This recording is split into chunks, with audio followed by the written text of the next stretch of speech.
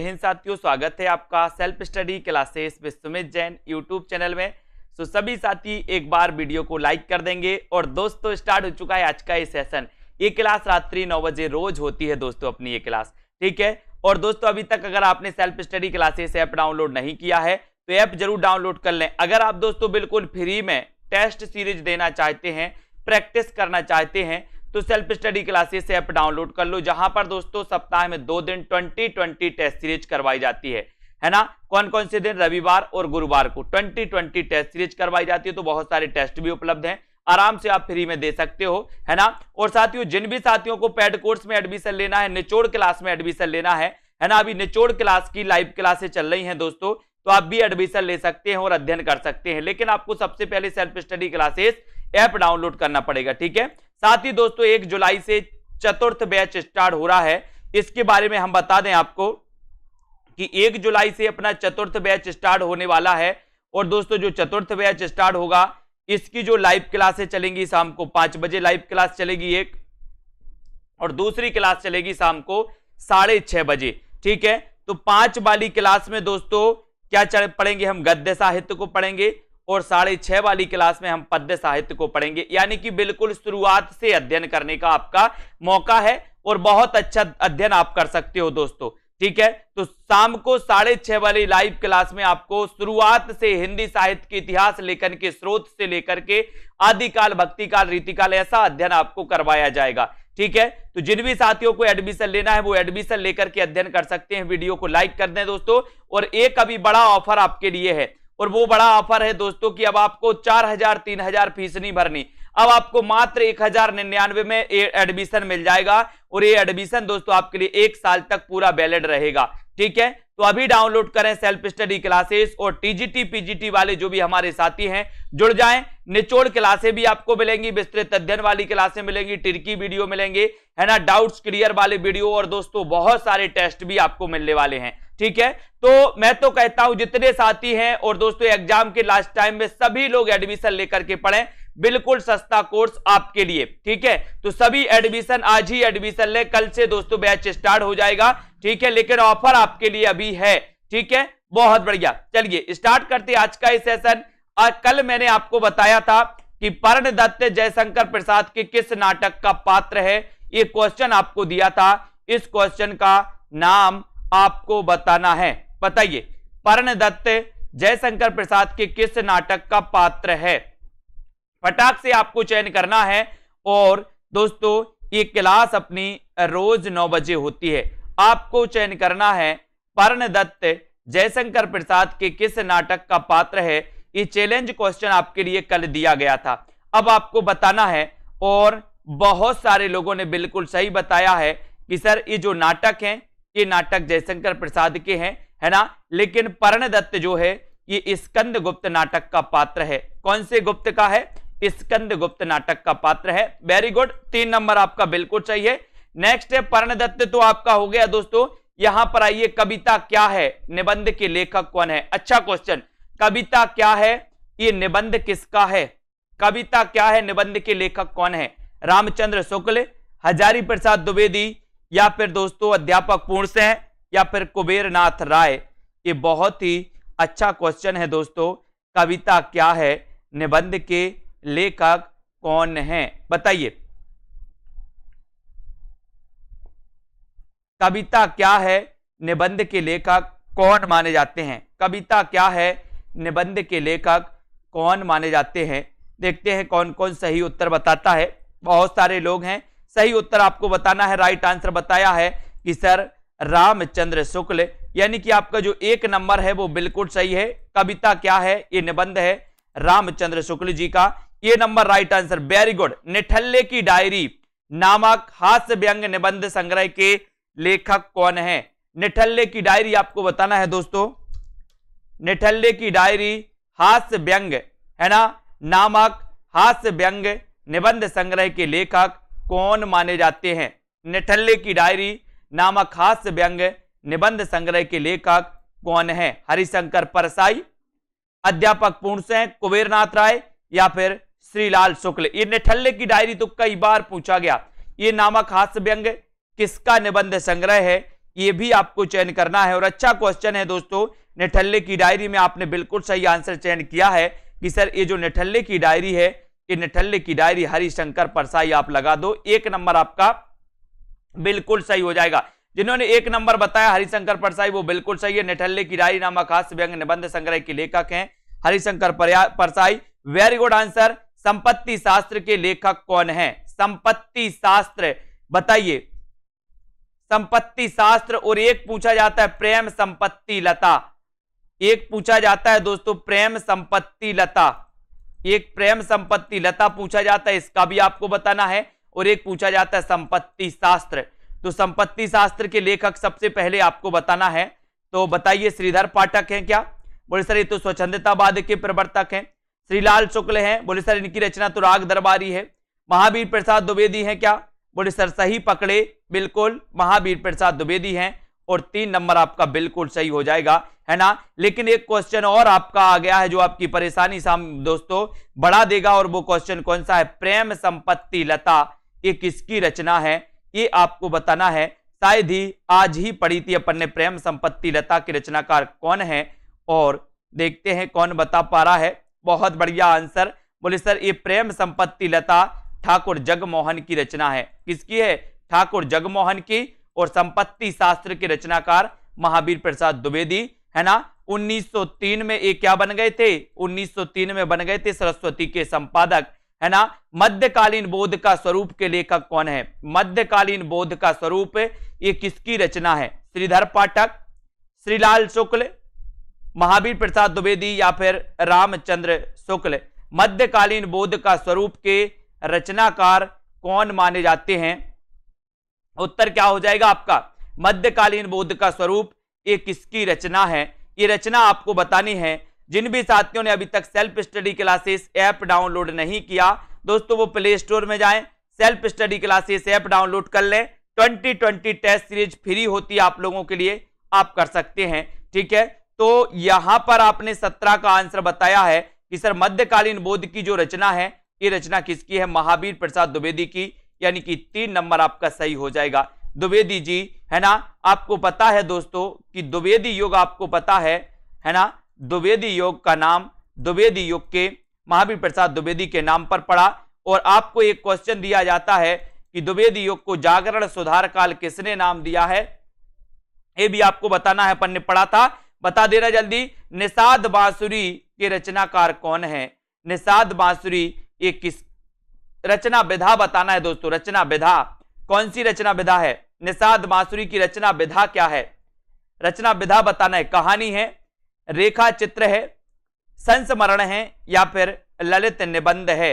बताइए। निषाद बांसुरी की रचना विधा क्या है? बताइए। बहुत बढ़िया।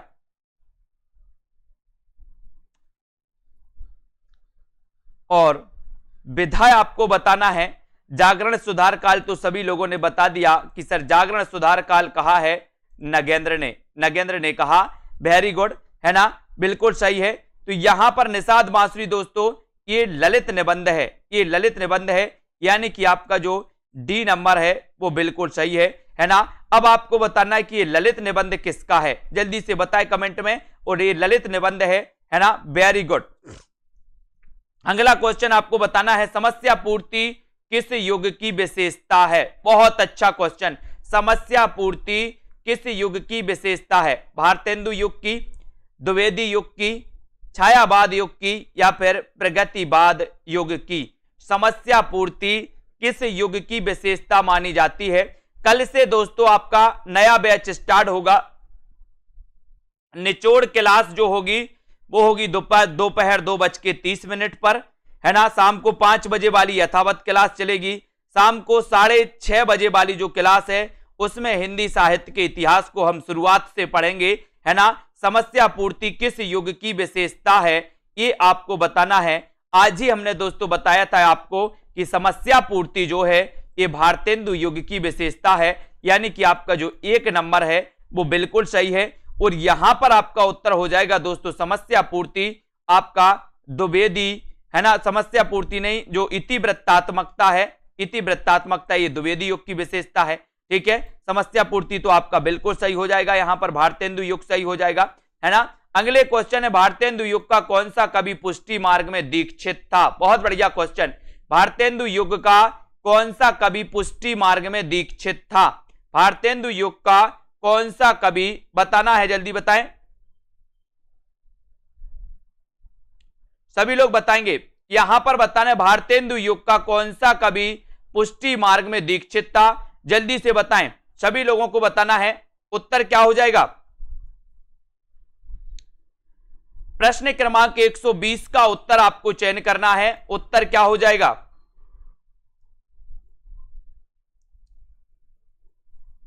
जल्दी से सभी लोग चयन करेंगे। भारतेंदु युग का कौन सा कवि पुष्टि मार्ग में दीक्षित है, इसका आंसर आपको बताना है।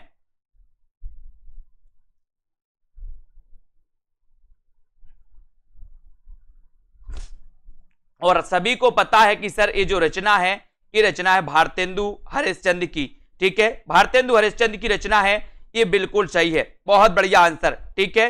यहां पर आते हैं दोस्तों, ठीक है, यहां पर आपका भारतेंदु हरिश्चंद्र बिल्कुल सही हो जाएगा, ठीक है। अगले क्वेश्चन की ओर बढ़ते हैं,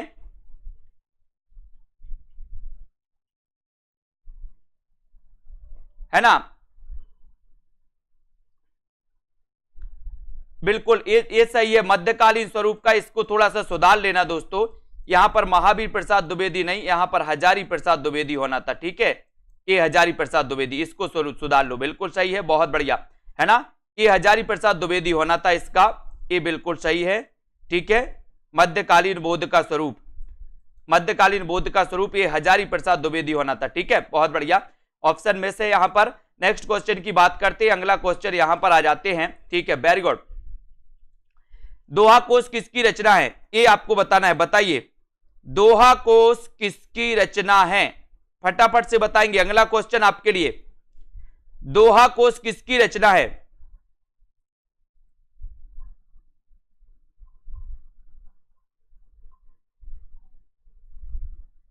दोहा कोश के रचनाकार कौन हैं, बताएं,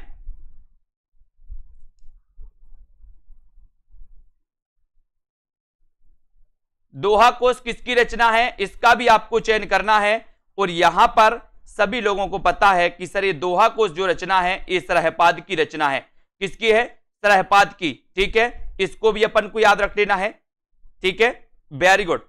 अगला क्वेश्चन देख लेते हैं, अगला क्वेश्चन है, गोरखबाणी का संपादन किसने किया। गोरखबाणी का संपादन आपको बताना है, सभी लोग बताएंगे,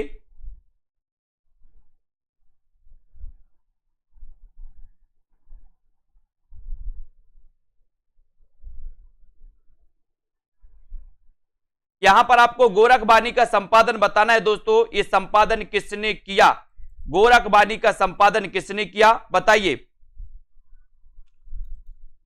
गोरखबाणी का संपादन किसने किया था, आचार्य हजारी प्रसाद द्विवेदी ने, राहुल सांकृत्यायन ने, पीतांबर दत्त बर्थवाल ने, या फिर रामचंद्र शुक्ल ने, यह भी आपको चयन करना है, जल्दी से सभी लोग बताएं, उत्तर क्या हो जाएगा।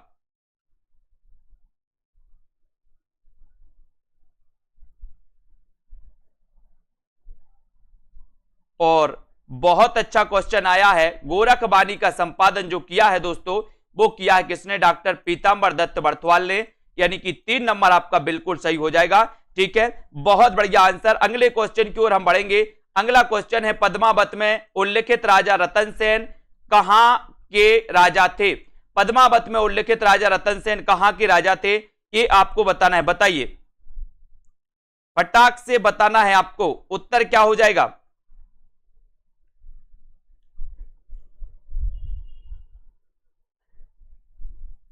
और बहुत बढ़िया आंसर है कि पद्मावत में उल्लेखित जो राजा रतन सेन थे वो कहां के दोस्तों राजा थे, तब आपका उत्तर होता है कि सर ये चित्तौड़गढ़ के राजा थे, यानी कि आपका जो 1 नंबर है वो बिल्कुल सही हो जाता है, 1 नंबर राइट आंसर हो जाता है, ठीक है।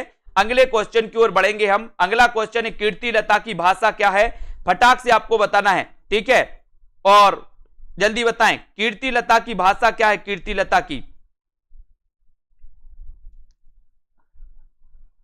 कीर्तिलता की भाषा क्या मानी जाती है, ये आपको चयन करना है। उत्तर क्या हो जाएगा?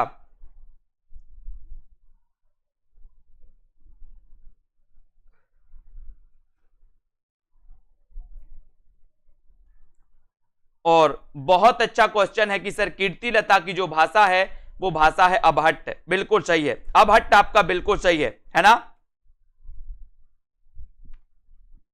अबहट्ट इनकी कीर्तिलता और कीर्ति पताका दोस्तों, अबहट्ट राइट आंसर हो जाएगा। नेक्स्ट क्वेश्चन देखते हैं, यहां पर अष्टचाप के प्रमुख कवि नंददास किसके शिष्य थे, यानी कि नंददास के गुरु का नाम क्या था? नंददास के गुरु का नाम क्या था? नंददास के गुरु का नाम क्या था, ये आपको बताना। 125 अष्टचाप की स्थापना सभी लोगों को पता है कब हुई थी? 1565 में हुई थी, है ना। लेकिन दोस्तों आपको ये चीज भी पता है कि जो अष्टचाप की स्थापना 1565 में हुई थी, है ना, इसमें नंददास भी शामिल थे। अब नंददास शामिल थे तो नंददास के गुरु का नाम क्या था, ये भी आपको बताना है। नंददास के गुरु का नाम क्या है, जल्दी से कमेंट में लिखें और उत्तर चला जाएगा। अष्टचाप के प्रमुख कवि नंददास के गुरु का नाम था दोस्तों क्या? विट्ठलनाथ। क्या था इनके गुरु का नाम? इनके गुरु का नाम था विट्ठलनाथ। 2 नंबर आपका बिल्कुल सही हो जाएगा, बी नंबर आपका बिल्कुल सही हो जाएगा। ठीक है, बहुत बढ़िया। नेक्स्ट है, हिंदी साहित्य में रीतिकाल को श्रृंगार काल किसने कहा? अच्छा क्वेश्चन है, बहुत बढ़िया क्वेश्चन है। हिंदी साहित्य में रीतिकाल को श्रृंगार काल किसने कहा? बताएं जल्दी से।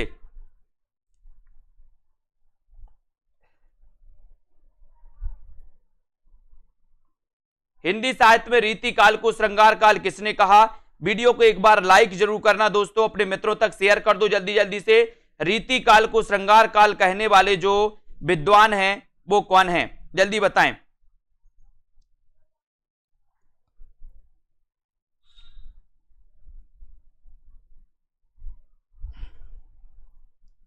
और बहुत बढ़िया आंसर है कि सर श्रृंगार काल जो कहा था वो कहा था विश्वनाथ प्रसाद ने, विश्वनाथ प्रसाद मिश्र ने कहा था। यानी कि आपका 3 नंबर जो है वो बिल्कुल सही हो जाएगा, 3 नंबर बिल्कुल सही है। ठीक है, अगला क्वेश्चन चलते हैं। अब अलंकृत काल भी आपको पता है दोस्तों, अलंकृत काल किसने कहा था? मिश्र बंधुओं ने, है ना। भूषण बिनुना ब्राजिए कविता बनिता मित्य, ये कथन किसका है? भूषण बिनुना ब्राजिए कविता बनिता मित्य, ये बताना है ये कथन किसका है? ये कथन किसका है? भूषण बिनुना ब्राजई कविता बनिता मित्य, ये जो कथन है ये कथन किसका है, ये भी आपको बताना है। लिखे जल्दी से, लाइक जरूर कर दे एक बार वीडियो को।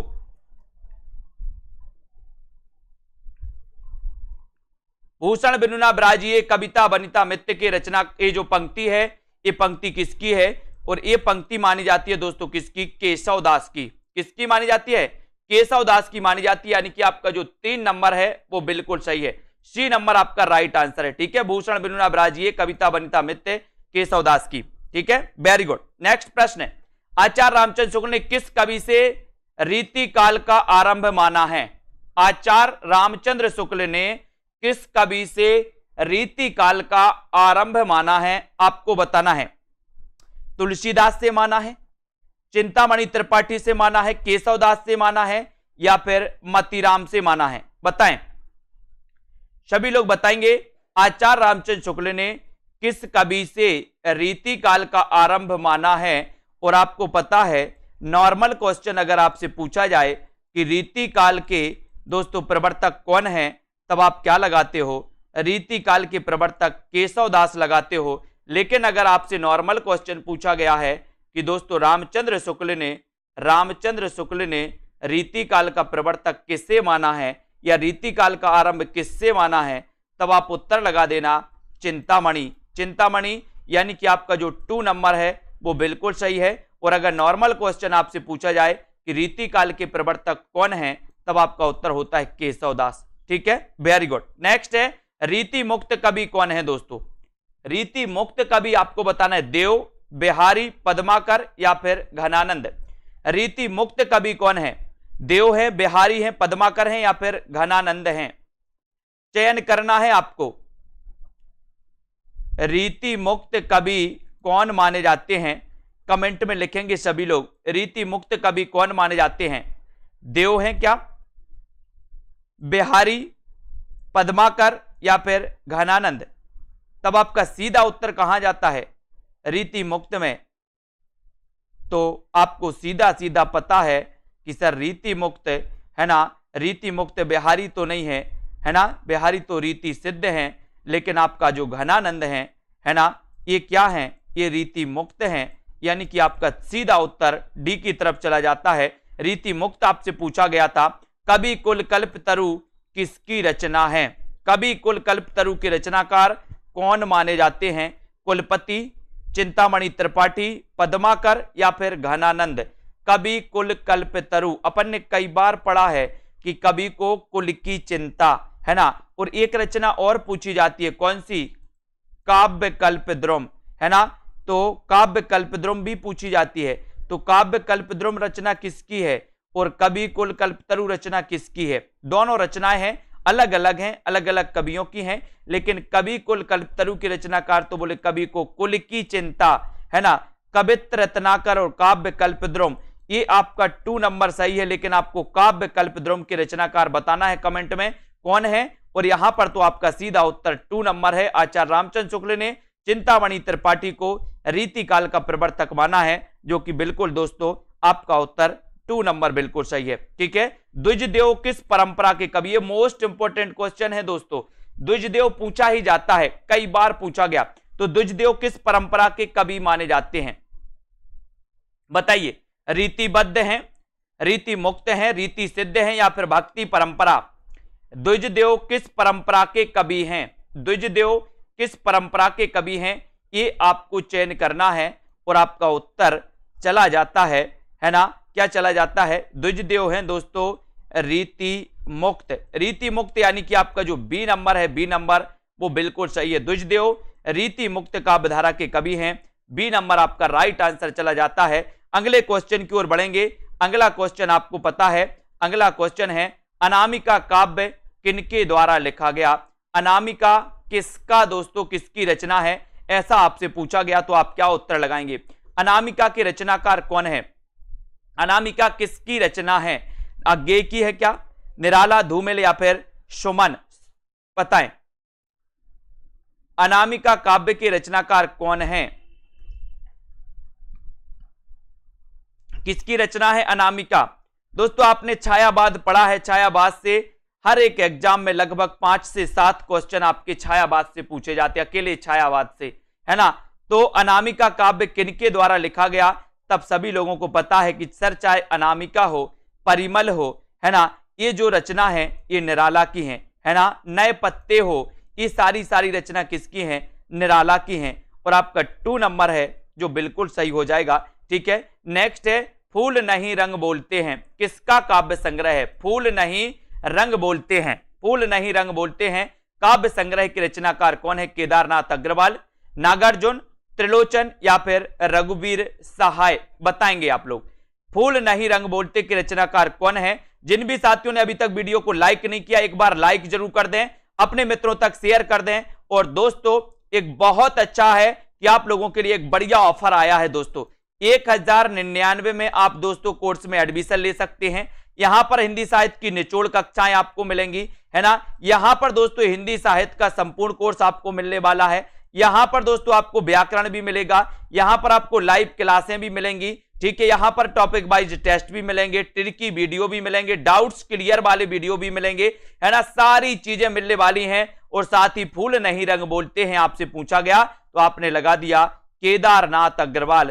केदारनाथ के फूल नहीं रंग बोलते हैं, बोले सर केदारनाथ के, है ना। सुजान हित कृपा कंद वियोग बेली बल्ली, है ना, किस कवि की रचनाएं हैं? बताएं, ये क्वेश्चन आपके लिए बहुत सरल है। सुजान हित कृपा कंद वियोग बेली, बताएं ये रचनाएं किसकी हैं? कृपा कंद ये रचनाएं किसकी मानी जाती हैं, है ना। और सेल्फ स्टडी क्लासेस ऐप को जरूर डाउनलोड कर लें सभी लोग, है ना।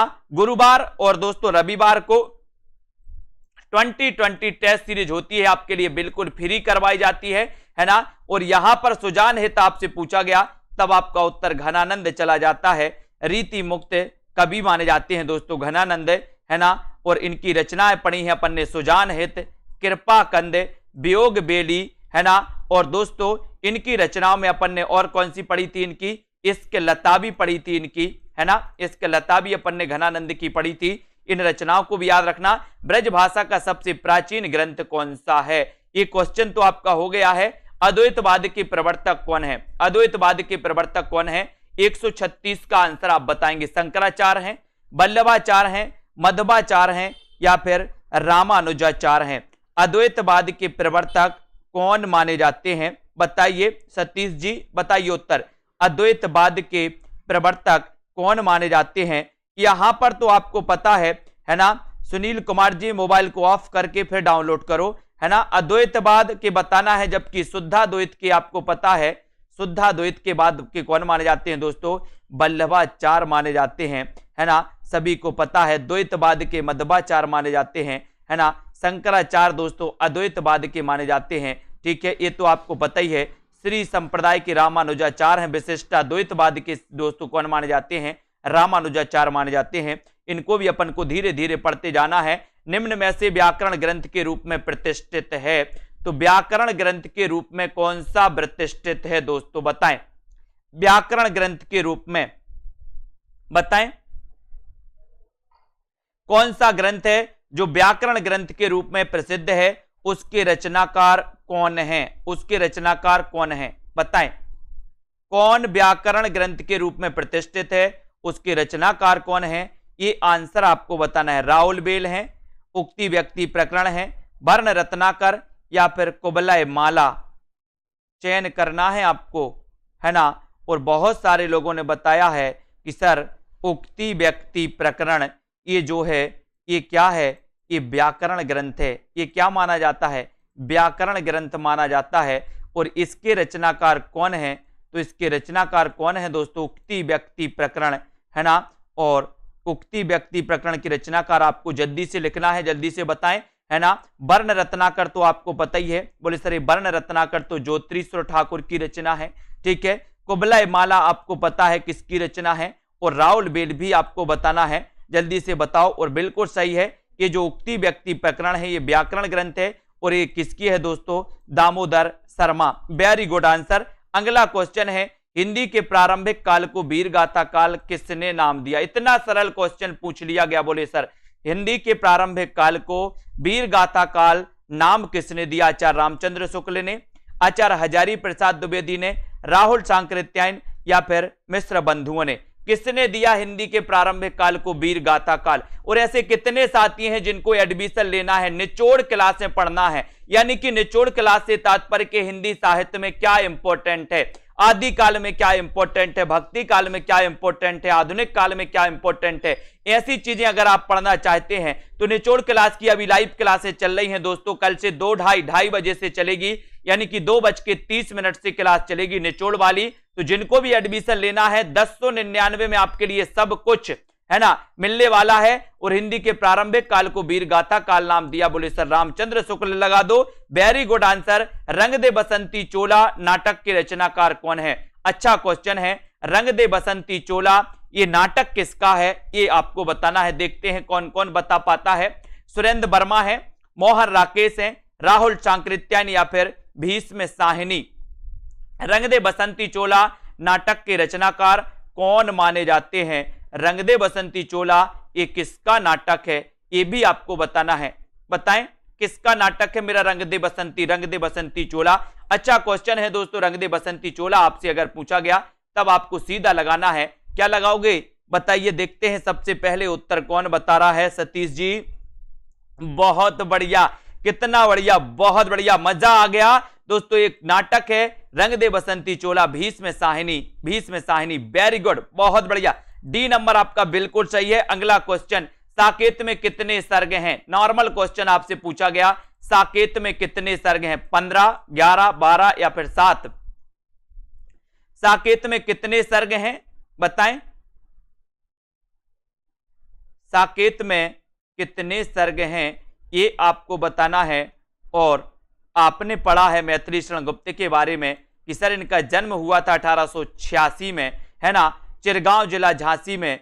इनकी भारत भारती रचना 1912 के कारण इनकी प्रसिद्धि के कारण इन्हें राष्ट्र कवि की उपाधि दी गई महात्मा गांधी के द्वारा, है ना। इन्होंने साकेत दोस्तों महाकाव्य लिखा, जय भारत इन्होंने महाकाव्य लिखा, है ना। और दोस्तों साकेत में सर्ग अगर पूछा गया तो बोले सर 12 लगा लो। 1931 का ये महाकाव्य माना जाता है साकेत। राम काव्य पर आधारित महाकाव्य है दोस्तों कौन सा, साकेत, है ना। तो यहां पर आपका उत्तर बी की तरफ चला जाता है, 12 सर्ग आपका सही हो जाएगा। बोले सर 12 का चक्कर बड़ा है, मैंने कि क्या क्या, बोले सर 12, अलबार भक्तों की संख्या 12, है ना। साकेत दोस्तों साकेत में सर्ग 12, बोले सर रामानंद के शिष्य भी 12, तुलसीदास की प्रमाणिक रचनाएं भी 12, बोले सर 12 का चक्कर।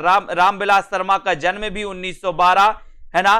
बोले सर ये 12 का चक्कर बार बार आता है ना। 12 12 12। और तुलसीदास चंदन घिसें के लेखक कौन है, ये रचना बताना, ये रचना है दोस्तों। तुलसीदास चंदन घिसें के लेखक कौन है, विद्यानिवास मिश्र, हरिशंकर परसाई, कुबेरनाथ या फिर इनमें से कोई नहीं, बताएं। तुलसीदास चंदन घिसें के लेखक कौन माने जाते हैं। जिनको भी एडमिशन लेना है शुरुआत से पढ़ना है, कल से शुरुआत से क्लासेस स्टार्ट हो रही हैं और शुरुआत से आप पढ़ सकते हो। रिकॉर्डेड कोर्स भी रहेगा, रिकॉर्डेड कोर्स जब आपको टाइम मिले तो रिकॉर्डेड कोर्स से पढ़िए और लाइव क्लास से शुरुआत से पढ़िए। सारी व्यवस्थाएं हैं दोस्तों, कहीं जाने की आवश्यकता आपको नहीं है। उत्तर यहां पर चला जाएगा दोस्तों, तुलसीदास चंदन घिसें ये जो रचना है ये है दोस्तों किसकी, हरिशंकर परसाई, परसाई जी की है। बी नंबर आपका परसाई जी बिल्कुल सही हो जाएगा, ठीक है। अगले क्वेश्चन की ओर बढ़ेंगे। सुलोचना निबंध संकलन है, सुलोचना ये किसका निबंध संकलन है, विद्यानिवास मिश्र का है, हरिशंकर परसाई का है, भारतेंदु हरिश्चंद्र का है।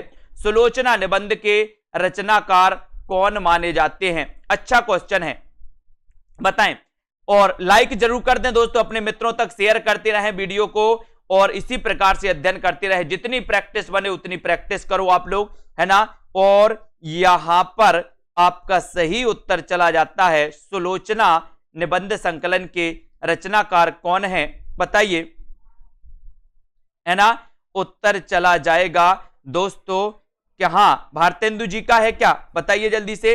और आपका बिल्कुल सही है भारतेंदु हरिश्चंद्र, यानी कि आपका 3 नंबर जो है वो बिल्कुल सही है। इनका निबंध है संकलन है दोस्तों सुलोचना, और सी नंबर आपका राइट आंसर, वेरी गुड। अगला क्वेश्चन, कारबऊ किस एकांकी संग्रह है, ये कारबऊ है क्या, बताओ ये क्या है, कारबा है कि कारबऊ क्या है, जल्दी बताओ। ये किसकी एकांकी संग्रह है, अस्किकी, विष्णु प्रभाकर, भारतेंदु हरिश्चंद्र या फिर भुवनेश्वर प्रसाद, बताएं सभी लोग।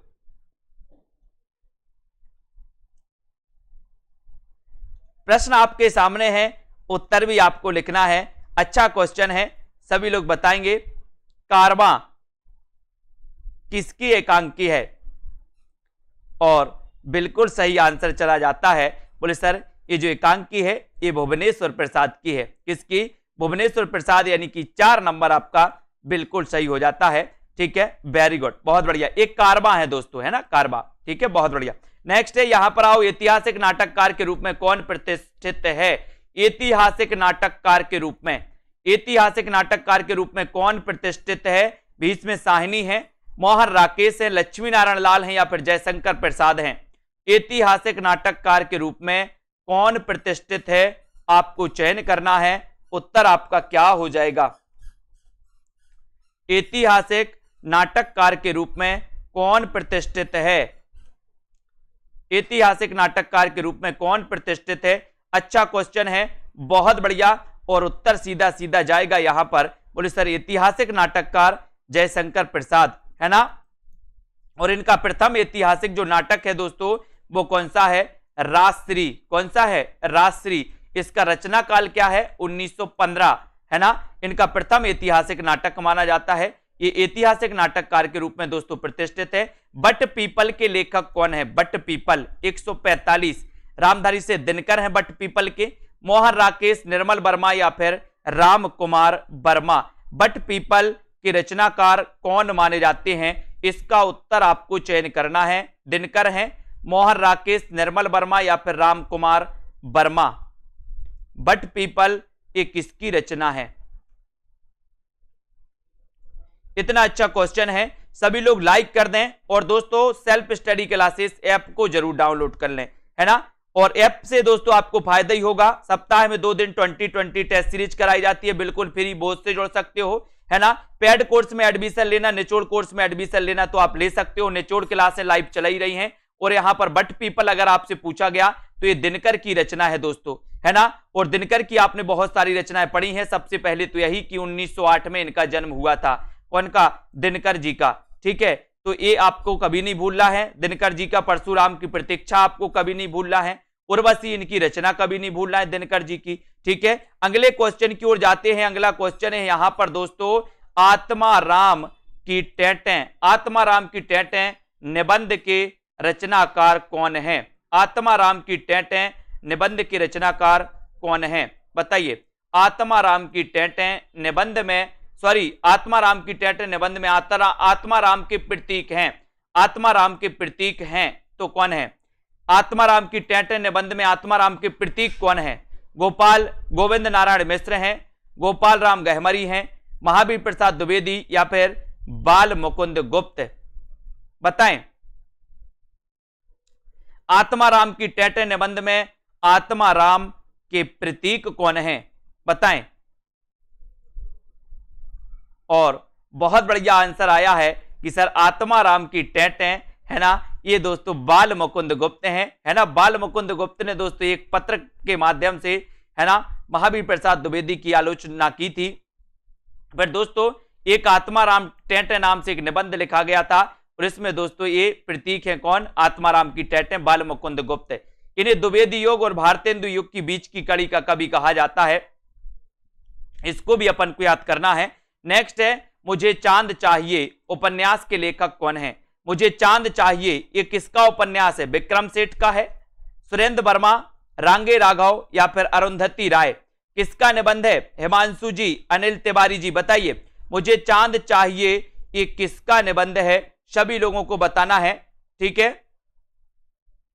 और मुझे चांद चाहिए ये जो निबंध है दोस्त, उपन्यास है, उपन्यास है, ये किसका उपन्यास है? विक्रम सेठ, सुरेंद्र वर्मा, रांगे राघव या फिर अरुंधति राय? इतना अच्छा क्वेश्चन है, मुझे चांद चाहिए। बोले सर मुझे चांद चाहिए तो सुरेंद्र वर्मा। इंद्र से पूछो, बोले इंद्र, इंद्र का पर्यायवाची है सुरेंद्र, है ना। तो इंद्र का पर्यायवाची सुरेंद्र और चांद चाहिए तो इंद्र से पूछो, फिर इंद्र देंगे सुरेंद्र, ठीक है। बी नंबर आपका सही हो जाएगा, ठीक है। नेक्स्ट है आपका, आवारा मसीहा किसकी जीवनी पर आधारित है? किसकी जीवनी पर आधारित है?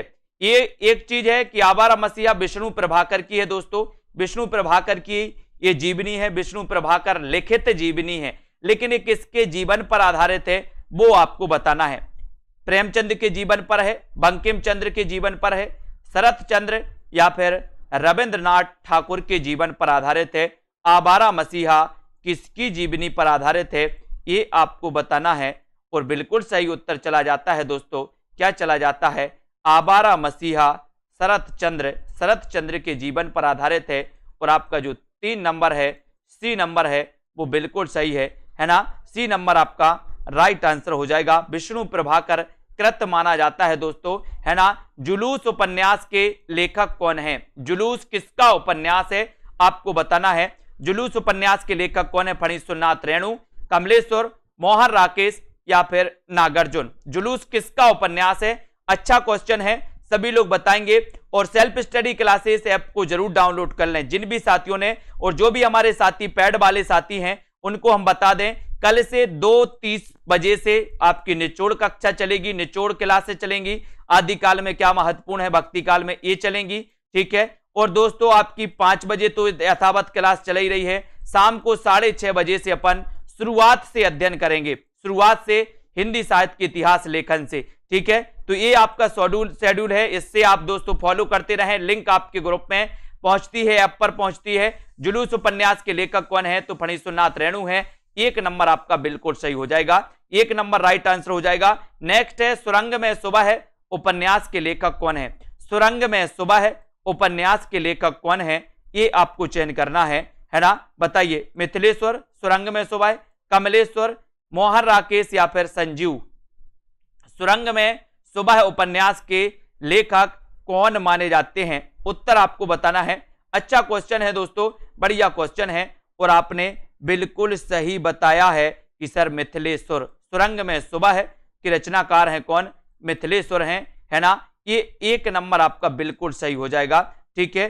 ये 1 आपका बिल्कुल सही, सुरंग में सुबह मिथिलेश्वर, ठीक है। वेरी गुड, बहुत बढ़िया आंसर। सभी लोग वीडियो को लाइक जरूर करेंगे, है ना, और इसी प्रकार से अध्ययन करते रहेंगे दोस्तों। और जिन भी साथियों ने अभी तक वीडियो को लाइक नहीं किया, चैनल को सब्सक्राइब नहीं किया, वो चैनल को सब्सक्राइब भी कर लेंगे और जुड़े रहें। और यहां पर 2020 जो टेस्ट सीरीज होती है, उस टेस्ट सीरीज से भी आप लोग जुड़ सकते हैं, है ना। Self study classes app download आपको करना होगा। जो भी हमारे हिंदी साहित्य के साथी हैं, सभी साथी, है ना। और ये निचोड़ क्लासेस चल रही है, निचोड़ क्लास से आप दोस्तों एडमिशन ले सकते हैं और निचोड़ क्लास से पढ़ सकते हैं, है ना।